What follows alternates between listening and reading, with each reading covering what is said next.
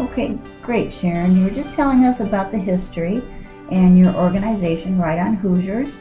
Now, go ahead and tell me about a typical meeting at the writers group. When you convene, what might take place? Well, Gail, before the meeting begins, every member enters information on a reading sign-in sheet. This sheet is used for both readings and attendance.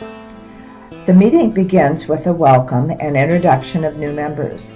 After introductions, we conduct any new or old business we have.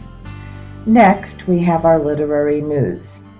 This is any news information members wish to share on contest, publishing, ideas, submissions, whether they've been published or whatever.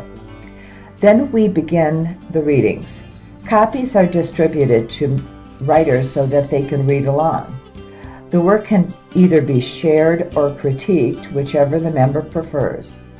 Critiquing guidelines are always available upon request. Occasionally, we will have a guest speaker or a mini workshop. In December, we have an annual awards banquet with lots of gifts, prizes, and of course the unveiling of our latest issue of Hoosier Horizon magazine. All right. Who are some of the authors, speakers, or presenters that have visited Right on Hoosiers? Right on Hoosiers has had quite a few nationally known writers give lectures, presentation, and workshops. We've had poets. We were thrilled to sponsor a workshop with Ellis Fryman, an award-winning and internationally published poet and the author of 11 poetry books, including Zoo, which was the 1998 winner of the Ezra Pound Award. Fryman is published in over 23 anthologies. As a professor emeritus of the University of Indianapolis, she is now a poet in residence at Georgia College and State University. We also had William Buckley, an English professor at Indiana University Northwest. He was another one of our speakers.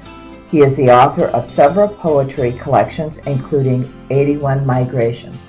I remember that, Sharon, when I listened to William Buckley and some of the others. That was so interesting, and he was funny. I really enjoyed it. I think I bought some of his books, too. All right, thanks. Go ahead. I'm glad to hear that, Gail. I'm not sure whether you were a member or not when we had storyteller Kathleen Zamuda, who presented a 3-hour workshop. Kathleen taught it in elementary school and has been a professional storyteller since 1981 and a member of the NAPPS. Now, I had to look that up. It is the National Association for the Perpetuation and Preservation of Storytelling and the South Bend Storytelling Guild. Yeah, I don't really recall that, but I wish I was there. And we also had a couple of TV and film speakers. We had Michael Kulicki, who is a teacher, English professor actually, at South Suburban College in Chicago. He's a writer and filmmaker, and he lectured on both topics. Tara Fabian, who later became Tara Fabian Peters, also spoke with Right on Hoosiers on the filmmaking process. She was a special reporter at Maryville's Channel 3 News in the early 1990s, but then moved to Jefferson City, Missouri to take a position as a reporter and a co-anchor for KRCG-TV, Channel 13, which is a CBS affiliate.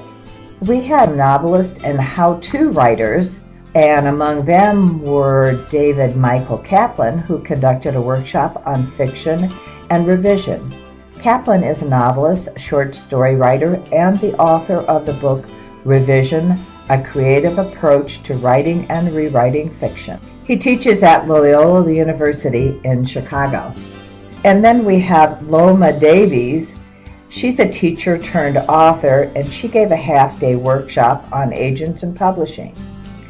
She is the author of a great handbook for writers, Nuts and Bolts Writer's Manual.